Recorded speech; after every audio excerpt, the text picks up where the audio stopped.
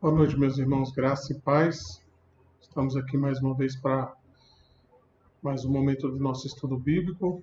Nós continuaremos os nossos estudos na Confissão de Fé de Westminster e hoje, especialmente, nós vamos dar continuidade falando um pouquinho sobre o casamento e o divórcio. Então, hoje a minha intenção é de nós começarmos a falar sobre esse tema tão importante. Eu espero então que nosso estudo seja proveitoso, que a graça de Deus seja conosco e que o Senhor nos abençoe em todo o tempo. Vamos orar, vamos pedir a bênção de Deus sobre as nossas vidas. Ó Deus, nós te bendizemos, damos graças ao Senhor, ó Deus, nesta noite, pedindo a tua boa mão, Senhor, sobre as nossas vidas, a fim de que aquilo que for ministrado aqui nessa noite, Senhor, seja para a nossa edificação, para o nosso conhecimento, Senhor, para que nós também sejamos instruídos pelo Senhor e também ajudemos outras pessoas, ó Deus, nesse tema tão importante para os nossos dias, ó Deus, que diz respeito ao casamento e também ao divórcio. Que o Senhor seja conosco, que o Senhor nos abençoe, assim nós oramos em nome de Jesus. Amém. Nós vamos dar início aqui então ao nosso estudo. Eu vou fazer a leitura que já está aqui no slide. Eu vou só compartilhar aqui com vocês a minha tela para que a gente possa então fazer acompanhando aqui o nosso estudo. Então, o nosso tema tem a ver com isso, né? Eu acabei de falar então que o nosso tema tem a ver com isso, que diz aí no capítulo 24 do casamento e do divórcio. A minha intenção hoje, então, é falar um pouquinho, né, sobre a questão do casamento. E depois, no segundo momento, numa próxima oportunidade, nós vamos falar um pouquinho também sobre a questão do divórcio, né? Eu entendo que esse tema é extremamente relevante, especialmente para os dias atuais, né? A gente precisa compreender bem o que a palavra de Deus nos diz a respeito deste assunto. Então, esse é o nosso tema. Nós vamos ver aí as sessões primeira até a terceira, os parágrafos primeiros até o terceiro do capítulo 24 da Confissão, que já nós vamos ler essas sessões. O texto, então, base para o nosso estudo nessa noite está aí em Mateus capítulo 10, os versos 2 a 9. Se você quiser acompanhar a leitura, se quiser também abrir a sua Bíblia para acompanhar a leitura desse texto, então o texto que nós vamos ler é esse, nas palavras do Senhor Jesus Cristo. Então nós vamos encontrar aqui o que ele diz a respeito desse assunto. Então a palavra de Deus diz assim: e aproximando-se alguns fariseus, o experimentaram, perguntando-lhe: é lícito ao marido repudiar sua mulher? Ele lhes respondeu: que vos ordenou Moisés? Tornaram eles: Moisés permitiu lavrar carta de divórcio e repudiar. Mas Jesus lhes disse: por causa da dureza do vosso coração, ele vos deixou escrito este mandamento. Porém, desde o princípio da criação, Deus os fez homem e mulher. Por isso, deixará o homem a seu pai e sua mãe, e unir-se-á a sua mulher, e com sua mulher serão os dois uma só carne, de modo que já não são dois, mas uma só carne. Portanto, o que Deus ajuntou, não separe o homem. Então, esse é o texto base, né? Nós vamos voltar nele por ocasião quando nós estivermos tratando especialmente aí do divórcio, tá? Mas esse texto é extremamente importante para a nossa compreensão sobre este assunto. Então, vamos ver o que a confissão diz para nós, né? Então, a confissão ela vai dizer isso para nós. O casamento deve ser entre um homem e uma mulher. Ao homem não é lícito ter mais de uma mulher, nem a mulher mais de um marido ao mesmo tempo. Então, esse é o parágrafo 1º do capítulo 24 da Confissão. O parágrafo 2º, então, vai dizer: o matrimônio foi ordenado para o mútuo auxílio de marido e mulher para a propagação da raça humana, por uma sucessão legítima, e da Igreja por uma semente santa para impedir a impureza. Isso que a nossa confissão, então, também diz nesse assunto. E ainda a nossa confissão vai dizer, né, a todos os que são capazes de dar um consentimento ajuizado, é lícito casar, mas é dever dos cristãos casar somente no Senhor. Portanto, os que professam a verdadeira religião reformada não devem casar-se com infiéis, papistas ou outros idólatras. Nem devem os piedosos prender-se desigualmente pelo jugo do casamento aos que são notoriamente ímpios em suas vidas ou que mantêm heresias perniciosas. Então, é o que a nossa confissão diz para nós, né, a respeito deste assunto. Então, nós vamos ver aqui o que esses parágrafos, então, eles nos ensinam. Então, primeiramente aí, irmãos, o que nós vamos ver é que o matrimônio, ele foi ordenado por Deus. Então, a gente vê isso claramente, né, na Escritura, de que o matrimônio, ele é uma instituição divina, ele foi ordenado por Deus. Embora ele, de certa maneira, faça parte da nossa sociedade, a gente não pode ter o casamento simplesmente como uma convenção, né, digamos assim, uma convenção humana, mas ele de fato é uma instituição divina. Veja alguns textos aí que eu separei para que a gente possa analisar. O primeiro deles está aqui em Gênesis capítulo 2, o verso 24, se você quiser acompanhar essa leitura. Lá nós vamos encontrar Deus dizendo o seguinte: por isso deixa o homem pai e mãe e se une à sua mulher, tornando-se os dois uma só carne. Então a gente vê que desde o Gênesis, então isto já foi instituído por Deus. Mateus capítulo 19, que é o texto paralelo àquele que nós lemos inicialmente no nosso estudo, Mateus 19, os versos 4 e 6, lá nós vamos encontrar também um texto que fala a respeito do matrimônio como uma ordenança de Deus. Então Jesus disse assim: então respondeu ele: não tendes lido que o Criador, desde o princípio, os fez homem e mulher, e que disse: por esta causa deixará o homem pai e mãe, e se unirá à sua mulher, tornando-se os dois uma só carne, de modo que já não são mais dois, porém uma só carne. Portanto, o que Deus ajuntou, não o separe o homem. Então, é interessante isso aqui, né? A gente vê, então, que o casamento, embora algumas pessoas acreditem que o casamento ele seja simplesmente uma convenção social, mas, na verdade, o que a Escritura coloca para nós é que ele, de fato, é uma ordenação de Deus, tá?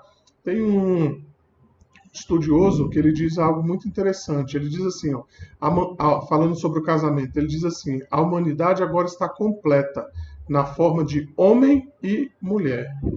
Esse mesmo autor, quando ele fala a respeito do casamento, ele vai dizer algo bem interessante do casamento. Ele diz assim: o casamento é tão poderoso que transcende os laços de sangue, os laços emocionais que prendem o filho ao pai. Então é interessante aqui como a palavra de Deus nos mostra que o casamento é algo extremamente importante, né? Embora a nossa sociedade atual ela não dê muito valor ao casamento. A gente vai chegar a algumas aplicações mais na frente. A segunda coisa, então, que a confissão de fé ela traz para nós é que o casamento ele possui algumas características, né? Eu queria falar um pouquinho sobre as características que a confissão coloca aqui para nós a respeito do casamento. Então veja que, primeiramente, o casamento é uma união heterossexual. Veja aí então que a palavra de Deus, nós lemos lá em Gênesis, que deixa o homem pai e mãe e se une à sua mulher.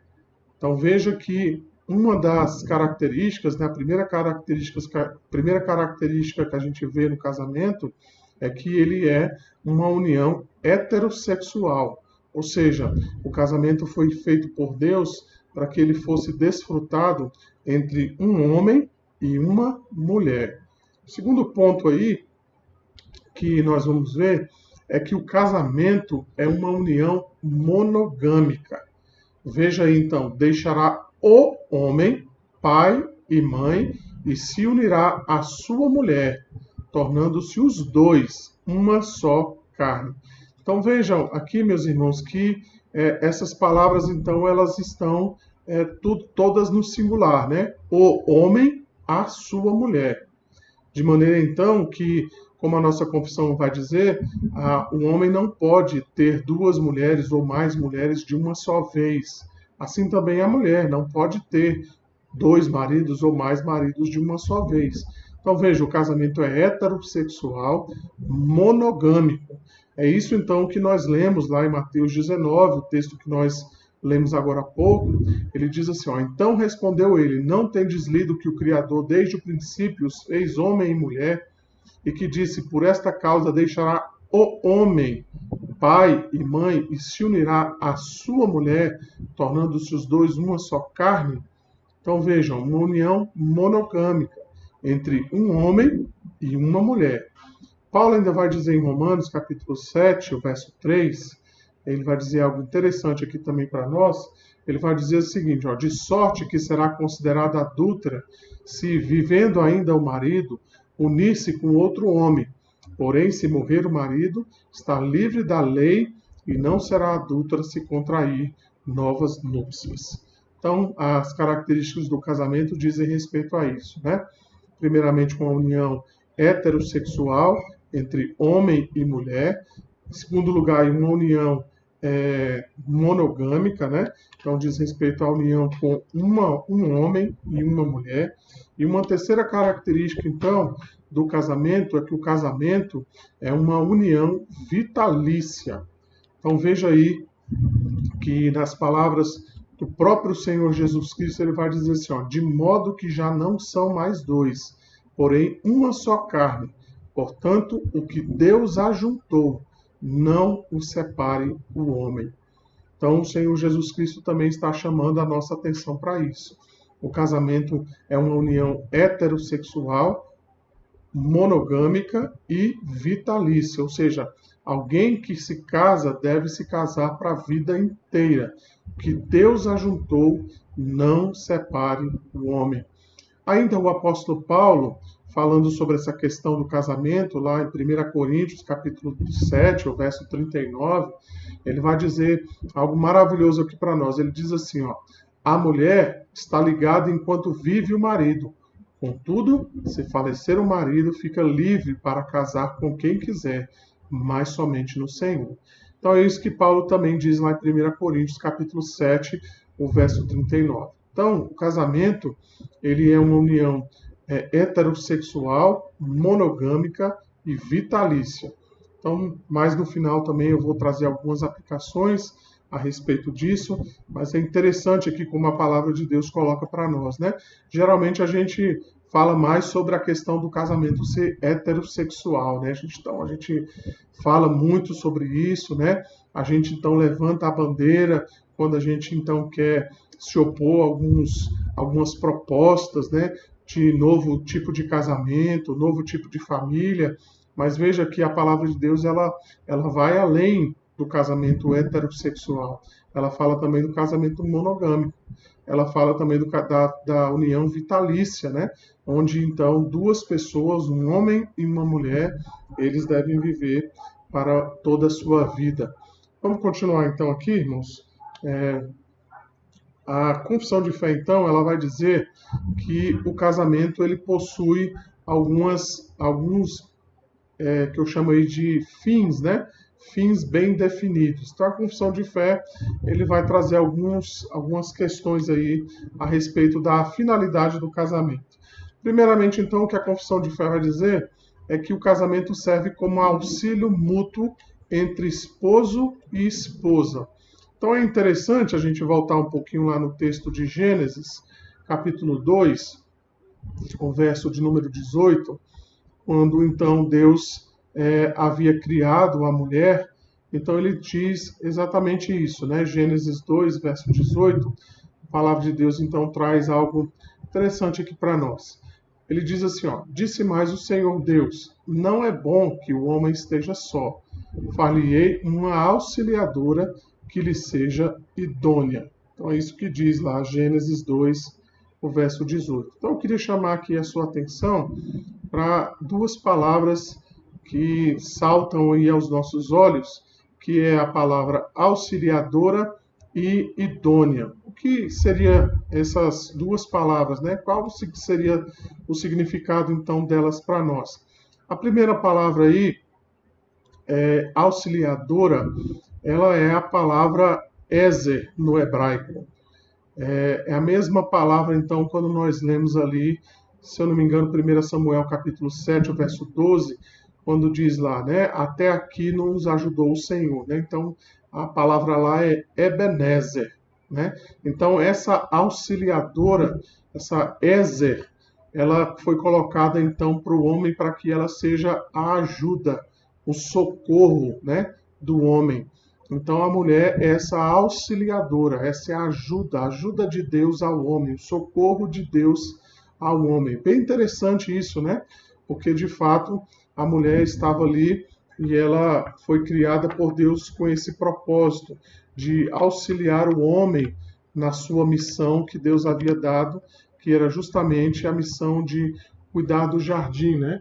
Cuidar ali da criação de Deus. Então veja que a palavra de Deus então diz isso, que a mulher é essa auxiliadora, esse socorro, essa ajuda de Deus ao homem. Então a segunda palavra que aparece aí é a palavra idônea. Então essa palavra, no hebraico, ela tem o significado de igual, tem o significado de adequada. Então o significado aí é que homens e mulheres, embora eles sejam diferentes na sua sexualidade, eles são iguais como portadores da imagem divina e da sua condição diante de Deus. Então vejam, irmãos, que a mulher, ela não foi criada abaixo do homem, né? Então tem algumas pessoas assim que fazem até de maneira poética, né? Dizendo assim que Deus tirou da costela de Adão, assim, mais ou menos assim na altura da cintura do homem, justamente para que ela fosse igual, né? Não fosse nem rebaixada, né? Se fosse tirada de um órgão mais embaixo, né? Para que o homem não pisasse nela. E Deus também não tirou de nenhum órgão acima ali da cintura para que ela não ficasse ou não quisesse tomar o lugar do homem. Então é interessante essas comparações, né? Mas o sentido é mais ou menos esse mesmo, de que a mulher foi criada em pé de igualdade com o homem, no sentido de que ela é igual diante de Deus. Obviamente ela tem funções diferentes, né? Embora Deus a criou com tarefas diferentes da do homem, mas diante de Deus, então, eles são correspondentes, eles são iguais diante de Deus, né? Então, homens e mulheres, embora eles difiram nessas questões de sexualidade ou de propósitos pelos quais Deus criou cada um deles, mas diante de Deus eles são iguais como portadores da imagem de Deus e nessa condição, então, diante do Senhor. Então, esse é o primeiro propósito, né? O propósito de que o homem recebesse auxílio da mulher, da esposa, e a esposa também recebesse auxílio do seu marido. O segundo propósito, então, antes de nós passarmos, né, aquilo que eu estava falando, então o fato da mulher ter sido formada por uma costela e não por qualquer outra parte do homem é significativo. Então tudo o que podemos encontrar nisso é que a mulher foi feita para ficar como um ajudante ao lado do homem. Então foi aquilo que eu disse, né? De que Deus havia criado Adão e Eva e havia criado então Eva da costela de Adão justamente por causa disso, né? Para que o homem estivesse ali, ela estivesse ao lado do homem. Então é interessante isso, né? Para o nosso aprendizado. Então, passando aqui adiante, o segundo propósito, então, que a confissão de fé vai trazer para nós, é de que o homem, então, né, o homem e a mulher, eles foram criados nessa intenção da propagação da raça humana por uma sucessão legítima. Volte lá novamente ao texto de Gênesis, capítulo 1, os versos 27 e 28, a palavra de Deus, então, lá é bem clara para nós a respeito disso, né, de como Deus criou cada um deles com esse propósito, né? O primeiro casal com esse propósito, melhor dizendo. Então, Gênesis 1, 27 e 28, vai dizer assim: criou Deus, pois, o homem à sua imagem, a imagem de Deus o criou, homem e mulher os criou. Deus os abençoou e lhes disse: sede fecundos, multiplicai-vos, enchei a terra e sujeitai-a. Dominai sobre os peixes do mar, sobre as aves dos céus e sobre todo o animal que rasteja pela terra. Então veja que a palavra de Deus aqui diz, é claro, né? Sede fecundos, multiplicai-vos, enchei a terra e sujeitai. Então era para isso que Deus havia criado esse primeiro casal, homem e mulher, para que eles pudessem então propagar a raça humana. Mesmo depois da queda, irmãos, essa mesma ordem, digamos assim, ela vai ser novamente dita agora já a Noé. Então, Gênesis capítulo 9, verso 1, nós vamos encontrar Deus então falando a respeito disso a Noé. Diz assim: abençoou Deus a Noé e aos seus filhos e lhes disse: sede fecundos, multiplicai-vos e enchei a terra. É o que está lá em Gênesis 9, o verso 1. Então esse é o propósito, né? O segundo propósito aí é a propagação da raça humana por uma sucessão legítima. A confissão de fé, então, ainda vai dizer para nós que há um terceiro propósito pelo qual existe, então, Deus criou esse primeiro casal, né? Deus criou o casamento, que é justamente a propagação da Igreja de Cristo por uma semente santa. Então é interessante o texto lá de Malaquias, capítulo 2, verso 15. Nós vamos ver então o que Deus fala a respeito disso. Malaquias, capítulo 2, o verso 15, se você quiser também acompanhar aí a leitura, nós vamos ver que Malaquias vai dizer assim, ó: não fez o Senhor falando então do primeiro casal, né? Mesmo que havendo nele um pouco de espírito, e porque somente ele buscava a descendência que prometera. Portanto, cuidai de vós mesmos, e ninguém seja infiel para com a mulher da sua mocidade. Embora a gente não tenha muito tempo aqui para explorar todas as nuances, né, tudo aquilo que esse texto de Malaquias quer nos ensinar, vale a pena que então a gente trazer o fato de que Deus tinha, ou Deus tem, né, uma semente, né, uma semente, então, pela qual ele preserva, uma semente, então, que é uma semente dos santos, né? É a semente, então, dos filhos de Deus. Então, a gente não teria tempo aqui de tratar de todo esse assunto, né? Mas veja que é isso que a confissão está dizendo para nós. Ela está nos ensinando aqui que, por meio do casamento, Deus, então, ele institui ou ele propaga a Igreja de Cristo por essa semente santa, né? E é justamente então isso que nós cristãos precisamos entender a respeito do casamento, né? Então o casamento ele propaga essa semente santa, essa semente então onde de fato os filhos são gerados, né? São criados de acordo com a vontade de Deus. Ainda há um outro propósito pelo qual o casamento foi instituído, que a confissão de fé traz para nós, diz respeito à prevenção contra a impureza, né? Então, o casamento ele tem esse propósito também, de prevenir-nos contra a impureza. Veja dois textos que eu quero ler aqui com os irmãos. O primeiro está lá em 1 Coríntios, capítulo 7, os versos 2 e verso 9, e também Hebreus, capítulo 13, o verso de número 4. Então, o primeiro texto aí, 1 Coríntios 7, os versos 2 e 9, e também Hebreus capítulo 13, verso 4. Então, 1 Coríntios 7 vai dizer assim no verso 2: mas por causa da impureza, cada um tem a sua própria esposa, e cada uma o seu próprio marido. E a gente sabe que existia ali naquela igreja em Corinto justamente isso, né? Imoralidade, impureza. Inclusive existia um caso lá naquela igreja de um rapaz que estava se deitando com a mulher do seu próprio pai, o que de fato Paulo chama a atenção daquela igreja, mas havia ali também essa questão da impureza, né? E Paulo então chama a atenção daqueles irmãos justamente para que eles tenham a sua própria esposa e tenham o seu próprio marido. Ele vai dizer então no final, no verso 9, ele vai dizer assim, ó, caso porém não se dominem, que se casem. É melhor casar do que viver abrasado, né? Então tá aí, né? Uma instrução que o apóstolo Paulo traz para nós. Então, às vezes as pessoas perguntam assim, eu sou obrigado a me casar? Não, você não é obrigado a casar-se. A Bíblia não diz que você não pode se casar, né? Jesus vai dizer que o casamento não é para todos. Isso é fato. Mas a pessoa não pode viver sem casar-se, né, ou não querer casar-se, e viver aí, como Paulo está dizendo, né, viver abrasado.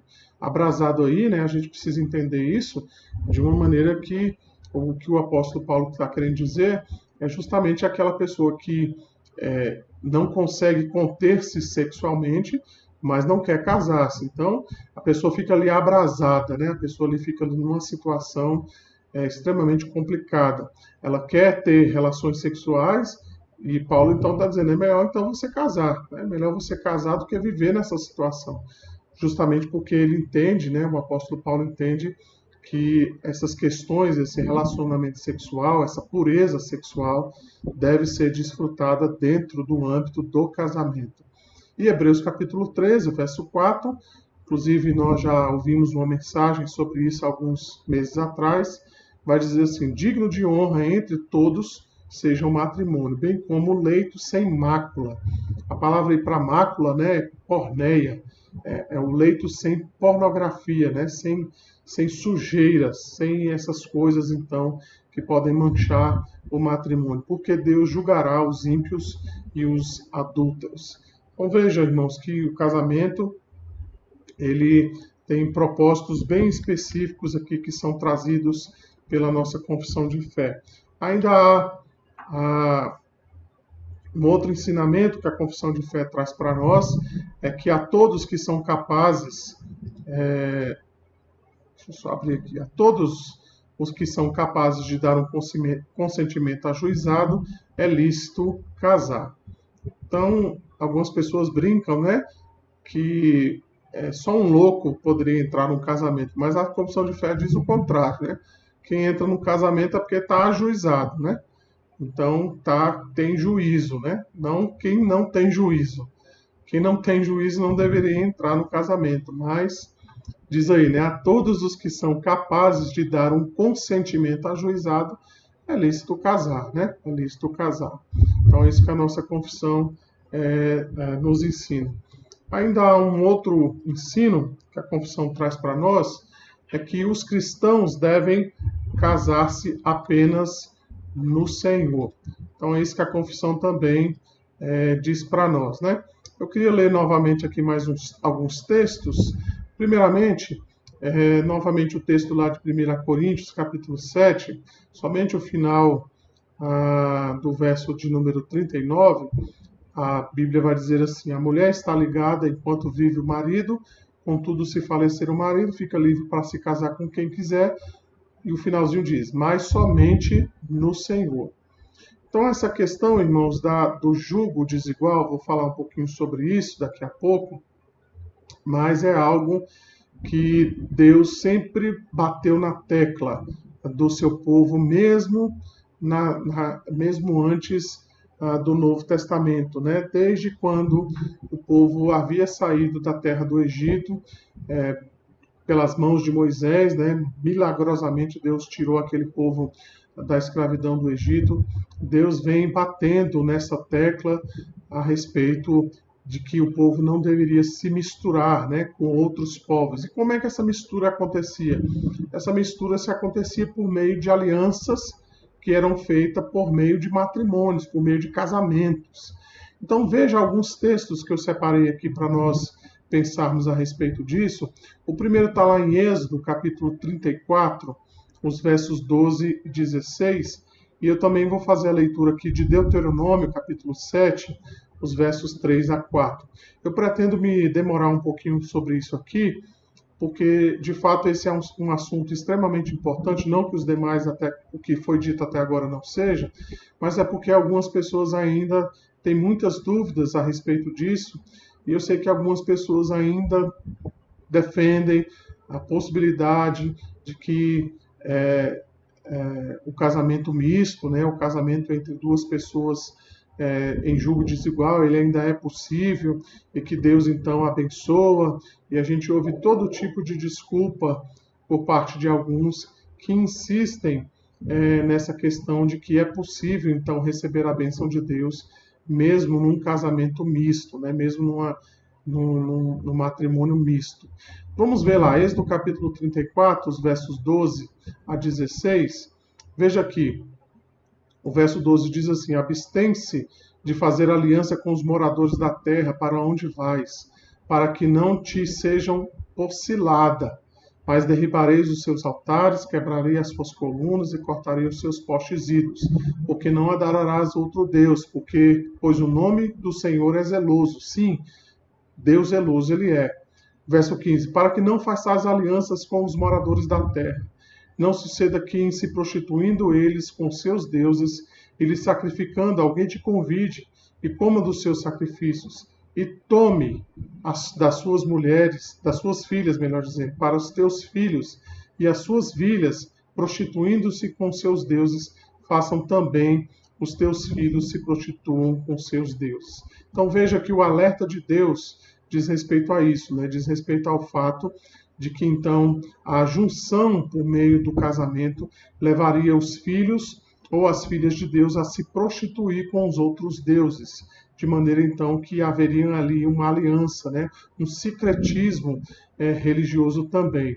Ainda, Deuteronômio, capítulo 7, o verso 34, o verso 3 e 4, melhor dizendo, o povo então estava ali prestes a entrar na terra de Canaã. Então, novamente, a palavra de Deus vai nos dizer: nem contrairás matrimônio com os filhos dessas nações. Não darás tuas filhas a seus filhos, nem tomarás suas filhas para os teus filhos, pois elas fariam desviar teus filhos de mim, para que servissem a outros deuses, e a ira do Senhor se acenderia contra vós outros, e depressa vos destruiria. Então vejam novamente aqui, irmãos, que a palavra de Deus está chamando a nossa atenção para isso. Deixa eu só fazer uma correção de algo que eu disse aqui agora há pouco. Eu falei, talvez alguém possa me interpretar de maneira equivocada. Eu disse aqui que Deus não abençoa, né, o casamento misto. De repente você possa pensar assim: poxa, mas não é bem assim, né? O senhor está sendo muito taxativo com isso aí, pastor. Não é bem por aí, né? Veja, eu não estou dizendo que Deus não possa abençoar um casamento nesse sentido, né? Porque o casamento, de fato, é uma bênção de Deus. Mas eu estou dizendo que a palavra de Deus nos alerta claramente para os riscos que existem quando alguém, né, seja um homem crente, uma mulher crente, ele resolva assumir um casamento com alguém que não seja crente. É isso que a palavra, então, está dizendo para nós, que pessoas podem pagar um preço muito alto por se casarem com pessoas não cristãs, né? Então eu quero deixar isso claro para que alguém aí não me interprete mal daquilo que eu estou dizendo. Então vamos novamente ver aqui a respeito disso, porque a palavra de Deus então sempre nos advertiu a respeito disso. Então veja que eu falei da saída do povo, né? A saída do povo do Egito. Quando o povo então saiu ali do Egito, Deus havia dado essa advertência. Também quando o povo estava prestes a tomar a posse ali da terra, ali no início do capítulo, dos primeiros capítulos ali de Deuteronômio, quando o povo então está em frente à terra de Canaã, eles estão prontos de fato para entrar na terra prometida, depois de terem passado 40 anos no deserto. Obviamente, na terra prometida, eles iam encontrar povos pagãos, gentios, que cultuavam a deuses falsos, e Deus então havia advertido aquele povo a respeito disso. E logo após então, sob a liderança de Moisés, de Josué, melhor dizendo, o povo então começa a tomar posse da terra, mas mesmo assim Deus novamente ele alerta o povo dele a respeito deste mandamento. Veja aí Josué, capítulo 23, os versos 12 a 13. O povo então já está na terra de Canaã e novamente Deus chama a atenção deles a respeito desta questão do casamento misto. Veja aí Josué capítulo 23, os versos 12 e 13. Diz assim: porque se dele vos desviardes e vos apegardes ao restante dessas nações ainda em vosso meio, e com ela vos aparentardes, e com ela vos misturardes, e elas convosco, sabeis certamente que o Senhor vosso Deus não expulsará mais essas nações de vossa presença, mas vos serão por laço e rede, e açoite as vossas ilhargas. Ou seja, a ilharga é aqui do lado, né? Aquela parte ali aqui do lado, né? Então Deus diz que vai açoitar o povo ali ao lado. E espinho aos vossos olhos, até que pereçais nesta boa terra que vos deu o Senhor vosso Deus. Então Deus está chamando a atenção novamente a este povo, para que este povo, que era o povo de Israel, não se associasse, não se aparentasse, não se misturasse com aqueles povos que estavam ali na terra de Canaã, mas que de fato eles recebessem ordens de que deveriam se afastar desses povos e, em alguns casos, até destruir totalmente este povo. Vejam então, irmãos, que Deus sempre está chamando a atenção de seu povo com relação a isso, e o povo de Deus, infelizmente, muitas vezes desobedecia a essa ordem de Deus e sofria amargamente o juízo de Deus, porque eles acabavam dando os seus filhos e as suas filhas para se casarem com pessoas de outros povos, né, de povos pagãos. Ainda depois do cativeiro, né, eu vou ler aqui o texto de Esdras, capítulo 9, os versos 2 e 3, e também os versos 10 e 12, nós vamos ver que Esdras ele tem um contexto ali pós-exílico. O povo, então, tinha sido levado como cativeiro. Esdras, então, ele lidera ali um grupo que está voltando para reconstruir o povo, para reconstruir então a cidade, né? E veja que mesmo depois daquela situação de cativeiro, o povo ainda continua caindo neste pecado, entregando os seus filhos, entregando as suas filhas para que pudessem se casar com povos não pagãos, né? Com povos pagãos, melhor dizendo. Então, Esdras capítulo 9, os versos 2 e 3, vai dizer assim: pois tomaram das suas filhas para si e para seus filhos, e assim se misturou a linhagem santa com os povos dessas terras. E até os príncipes e magistrados foram os primeiros nessa transgressão. Ouvindo eu tal coisa, rasguei as minhas vestes e o meu manto, e arranquei os cabelos da cabeça e da barba, e me assentei atônito.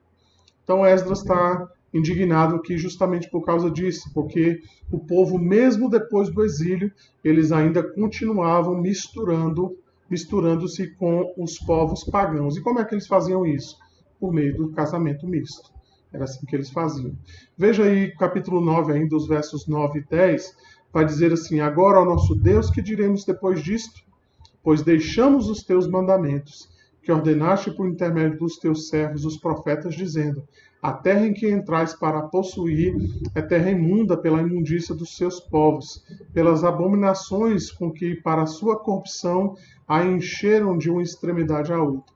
Por isso, não darei as vossas filhas a seus filhos, e suas filhas não tomarei para vossos filhos, e jamais procurarei a paz e o bem desses povos, para que sejais fortes e comais o melhor da terra, e a deixeis por herança a vossos filhos para sempre. Então veja que novamente Deus está chamando a atenção, e Esdras então está dizendo aqui que este povo deixou o mandamento de Deus. E qual era o mandamento de Deus que eles haviam deixado? Era o mandamento de não se misturar com os outros povos por meio de uniões mistas, né, por meio de casamentos mistos. Então é isso que a palavra de Deus está aqui chamando a nossa atenção. Veja então, eu quero ainda ler mais alguns textos aqui para os irmãos. Novamente aqui é um outro quadro, né, pós-exílico, que é o quadro lá de Neemias. Neemias também registra a volta do povo para a cidade, né, para reconstruir a cidade. Então veja que Novamente nós vamos ver aqui Neemias tratando deste assunto, e veja como é que Neemias então trata deste assunto, desse pecado que novamente esse povo estava cometendo. Neemias capítulo 13, os versos 23 a 27. Então abra aí também a sua Bíblia, Neemias capítulo 13, os versos 23 a 27. Olha o que a Bíblia vai dizer para nós. Ele diz assim: vi também naqueles dias que judeus haviam casado com mulheres asdotitas, amonitas e moabitas, povos pagãos. Seus filhos falaram meio astodita e não sabiam falar judaico, mas a língua de seu respectivo povo. Contendi com eles e os amaldiçoei, e espanquei alguns deles, e lhes ranquei os cabelos, e os conjurei por Deus, dizendo: não darei mais vossas filhas a seus filhos, e não tornareis mais suas filhas, nem para os vossos filhos, nem para vós mesmos. Veja então que palavras duras aqui de Neemias. Veja aí que no verso 25, né, ele usa aí um método aí pastoral bem interessante, né? Um método assim noutético. Ele diz: eu amaldiçoei, espanquei e arranquei e conjurei por Deus. Então ele fez um juramento diante de Deus, diante daquele povo, né? Então veja aí como é que Neemias tratou essa questão aí de maneira severa, de maneira dura, a respeito do fato de que aquele povo estava dando as suas filhas e seus filhos aos filhos e filhas de povos pagãos. Amós, capítulo 3, no verso 3, ele vai dizer assim: andarão dois juntos, se não houver entre eles acordo? Embora o contexto aqui de Amós não seja um contexto que fale diretamente sobre o casamento, mas ele serve como um princípio para o casamento. Como é que duas pessoas podem andar juntos se não houver entre eles acordo, se eles não entrarem num consenso? Esse é o princípio, então, colocado aqui pelo profeta Amós. Então é interessante, né? Então, por que Deus havia proibido o casamento misto? Por que Deus, então, sempre tem batido nessa tecla desde o início ali, quando ele tirou o povo do Egito, né? Como a gente vem falando a respeito disso. Obviamente, há relatos antes mesmo da saída do povo do Egito, né? Há relatos, por exemplo, quando foi se buscado, né, esposa para Isaac, então, de fato, não deveria se procurar fora do povo de Deus, mas deveria ser procurado entre o povo de Deus.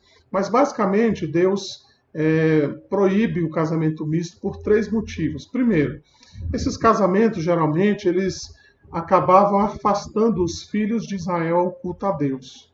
Então, nós vemos isso aqui em alguns casos. Então, para agradar as esposas ou para agradar os maridos, né, o filho israelita ou a filha israelita acabava então cedendo e participando do culto que o marido ia. Mais ou menos assim, né? Ela ia para o culto em Israel, em Jerusalém, mas ela também participava ali do culto que o marido ia. O marido era pagão, né? Então ele tinha os seus deuses. Então era uma casa, digamos assim, havia esse acordo, né? Então a esposa participava do culto lá e talvez o marido ia, e também a esposa tinha que agradar o marido indo pro culto lá dos deuses dele. Então acabava tendo um sincretismo religioso aí, né?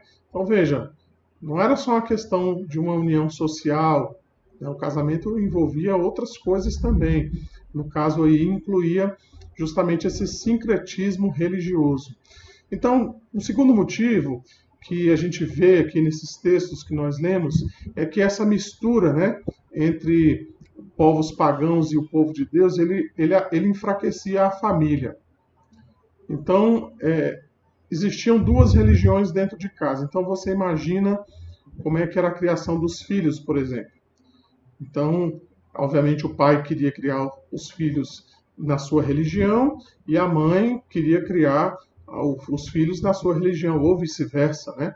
Então existia isso dentro da família, e isso acabava então enfraquecendo a família, né? Então aquela posteridade santa aquela posteridade, então, que deveria ser buscada para a santidade do povo de Deus, acabava se perdendo, porque você acabava tendo filhos que não escolhiam a religião judaica, acabavam escolhendo a religião da mãe, acabavam escolhendo a religião do pai, que não era um judeu, né?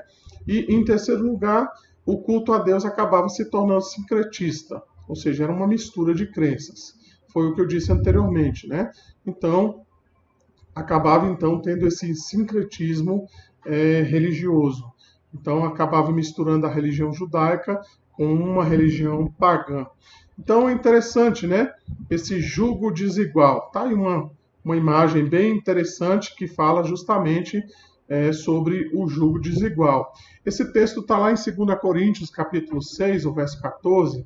Eu vou ler já já para você, mas se você quiser procurar aí, 2 Coríntios, capítulo 6, o verso 14. Mais uma vez aqui, o apóstolo Paulo ele não está falando diretamente a respeito do casamento, mas é um princípio que pode ser aplicado no contexto do casamento. Então veja aí a figura, né? A gente sabe que o boi ele serve para arar. O jugo era justamente essa madeira aí que era colocada aí no pescoço, né? Eu não sei se essa parte do boi aí é chamada de pescoço, mas eu vou chamar aqui grosseiramente aqui de pescoço. Talvez tenha um nome mais técnico, né? Não sei, mas eu vou chamar aqui de pescoço, né? Obviamente é o pescoço dele. Então era colocado esse jugo aí, né? Então você imagina o boi que foi criado para arar a terra e esse burro aí, né, esse jumento, que obviamente não é um bicho para fazer esse tipo de trabalho. Então imagina o problema que ia dar na hora de arar a terra. Então o sentido aí é mais ou menos esse, né? São duas pessoas que estão amarradas por esse jugo aí, né, por esse pedaço de pau, essa madeira aí. Esse jugo aí a gente poderia chamar de jugo do casamento, né, que uniria essas duas partes, mas aí, como eles não são iguais, eles vão ter problemas, né, eles vão ter dificuldades. Então veja o que o apóstolo Paulo vai dizer em 2 Coríntios, capítulo 6, verso 14. Ele vai dizer assim, ó, não vos ponhai em julgo desigual com os incrédulos, porquanto que sociedade pode haver entre a justiça e a iniquidade? Ou que comunhão da luz com as trevas?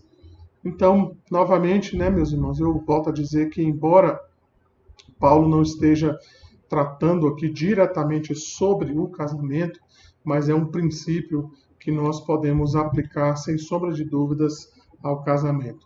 Dito isso, então, nós podemos partir para a conclusão, e diante dessa conclusão, então, eu queria só fazer algumas afirmações aqui. Então, Calvino vai dizer que a soma de tudo é que entre os cargos pertencentes à sociedade humana, este é o principal, ele está falando do casamento. E por assim dizer, o mais sagrado, que um homem deve se apegar à sua esposa. É interessante aqui o que Calvino está dizendo para nós, né? Ainda, diante disso, né, eu queria só fazer algumas aplicações rapidamente aqui para nós. A primeira, então, é que nós precisamos ter o casamento em alta conta. Então, veja, irmãos, que a nossa sociedade, obviamente, ela não tem o casamento dessa forma, ela não vê o casamento dessa forma.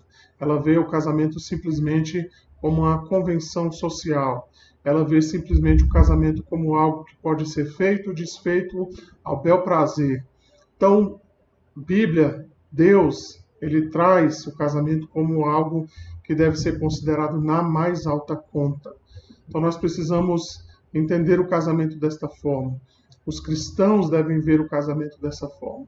Eu sei que de repente a gente sabe que o casamento tem vários problemas, né, várias dificuldades, mas o que a palavra de Deus nos diz é isso, que o casamento ele deve ser tratado na mais alta conta.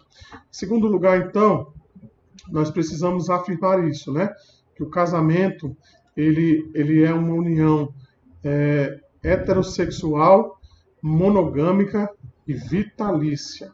Vejam então, meus irmãos, que muitas vezes, como eu disse anteriormente, nós simplesmente nos atentamos para essa primeira característica, característica, quando nós tratamos o casamento como uma união heterossexual. Então, nós levantamos a bandeira do casamento heterossexual. Então, nós simplesmente nos agarramos a isso. Então, nós fazemos o quê? Quando há algum tipo de proposta no Congresso Nacional, no Senado, quando pessoas, então, defendem o casamento entre pessoas do mesmo sexo, então nós simplesmente nos enfurecemos com relação a isso. Nós ficamos extremamente revoltados quando pessoas querem, então, passar essa ideia de que o casamento pode ser praticado por pessoas do mesmo sexo. Então nós ficamos extremamente indignados com isso. Então nós nos levantamos essa bandeira então do casamento heterossexual. Mas nós nos esquecemos muitas vezes que o casamento também é uma união monogâmica. E às vezes a gente não tem problema quando nós pensamos que há pessoas, então, casadas que estão querendo pular a cerca, né? Estão querendo, então, arrumar uma outra pessoa, né? Estar de olho em outra pessoa. E talvez muitos de nós, né, não tenhamos nenhuma dificuldade em, talvez, não pensar no casamento como algo para a vida inteira, né? Então, veja, irmãos, nós nos assustamos quando alguém fala sobre pessoas que se casaram, né, são pessoas do mesmo sexo, mas a gente às vezes trata de maneira normal quando a gente sabe que alguém se divorciou. Quando alguém, então, que não teria um motivo, é lógico que existem motivos pelos quais pode acontecer, né? Pode acontecer o divórcio, não que deve acontecer, mas pode acontecer. Eu vou falar sobre isso numa próxima ocasião. Mas às vezes a gente não fica assustado quando nós vemos pessoas que se divorciaram ou que defendem o casamento de uma maneira assim, não tem problema, né? Se o casamento não der certo, a gente descasa e casa de novo. E simplesmente vai levando a vida dessa forma. Vejam, irmãos, que isso deve nos alertar para uma questão que acontece no meio evangélico. Eu não tenho números disso, mas eu já li algo a respeito dessa situação, eu não tenho dados precisos, mas hoje constata-se que os casamentos, o número de divórcios, melhor dizendo, que existe dentro do meio evangélico, talvez seja igual ao que acontece nos meios seculares, na nossa sociedade, entre pessoas não crentes. Então, a gente talvez tenha que repensar a nossa visão a respeito dessas coisas. Então, veja que o casamento, ele é uma união heterossexual, monogâmica e vitalícia entre homem e mulher, entre um homem e uma mulher por vez, e uma união para sempre. Onde Deus ajuntou, não separe o homem. Então, meus irmãos, a pergunta que eu faço nessa noite é essa: você crê que o casamento deve ser vitalício? Você entende que um homem e uma mulher devem casar-se para a vida toda? Eu não sei qual é a sua resposta. Talvez a sua resposta seja sim, é isso mesmo. Mas talvez a resposta de muitos seja, não sei, né? Vamos ver, vamos pensar nisso de maneira mais calma.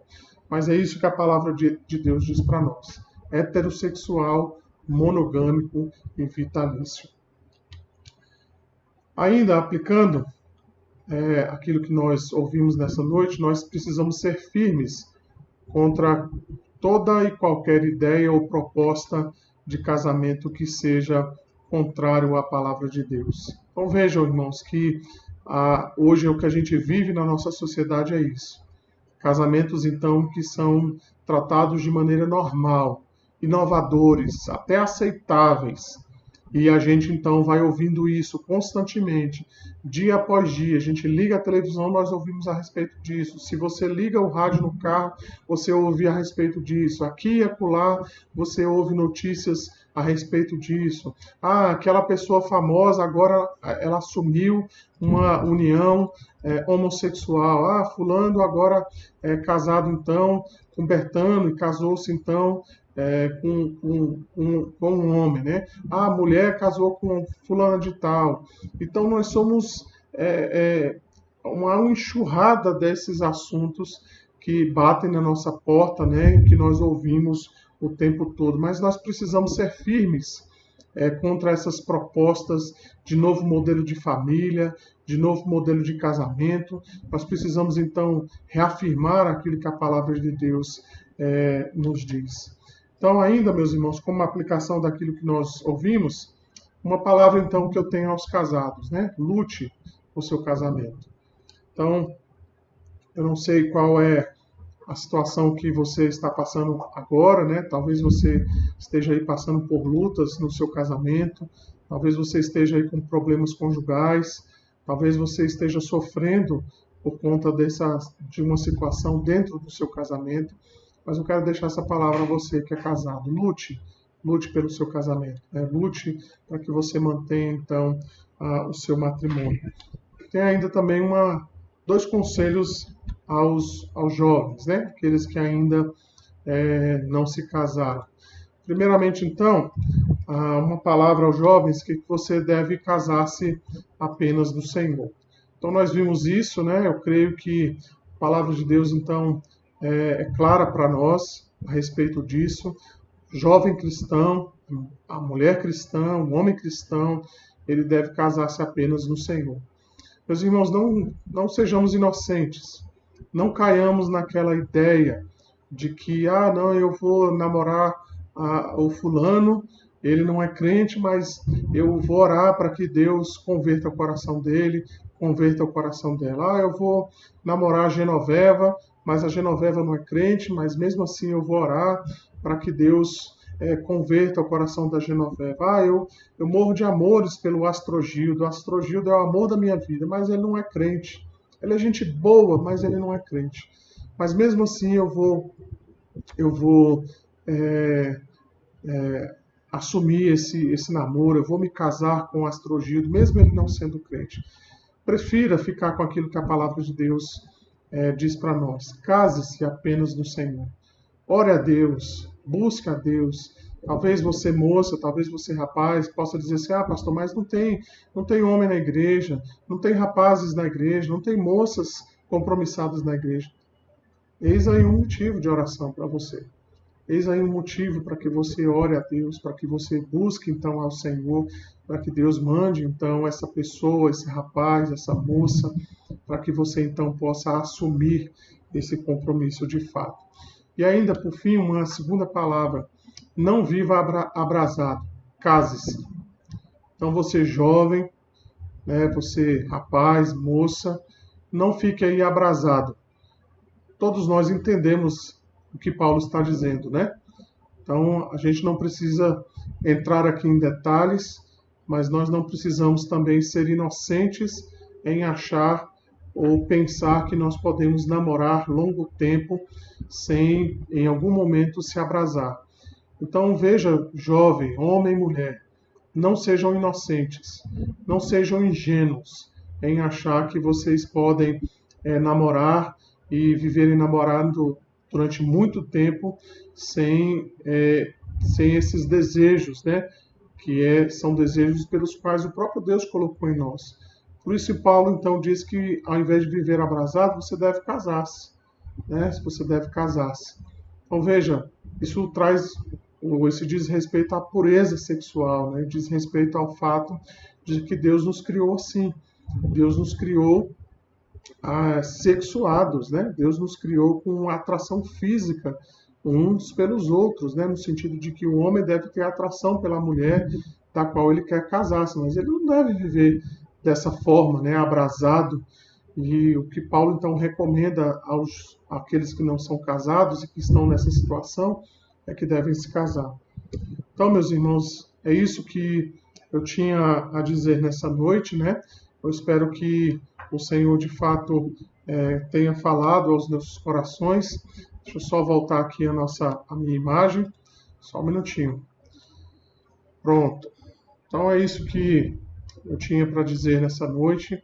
Como eu disse, eu espero que o Senhor fale aos nossos corações, né? Que o Senhor continue a nos ajudar, a derramar sobre nós a sua graça. Se você tiver alguma dúvida, alguma questão que talvez ficou mal colocada aqui, eu tenho toda a disposição em em tirar essa dúvida, em esclarecer qualquer coisa que de repente tenha ficado aqui, que você tenha não entendido direito, ou que você precisa de alguma explicação adicional. Meus irmãos, que todos fiquem debaixo da graça de Deus. Nós vamos orar mais uma vez e depois da oração, então, nós vamos encerrar o nosso estudo nessa noite. Oremos.